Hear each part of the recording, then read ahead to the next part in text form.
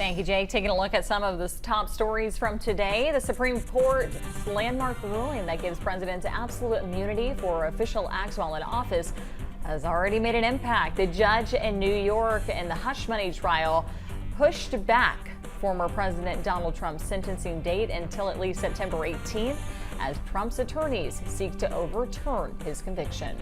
As Hurricane Beryl rips through the Caribbean, the deadly storm expected to bring life-threatening conditions to Jamaica today as a Category 4 storm.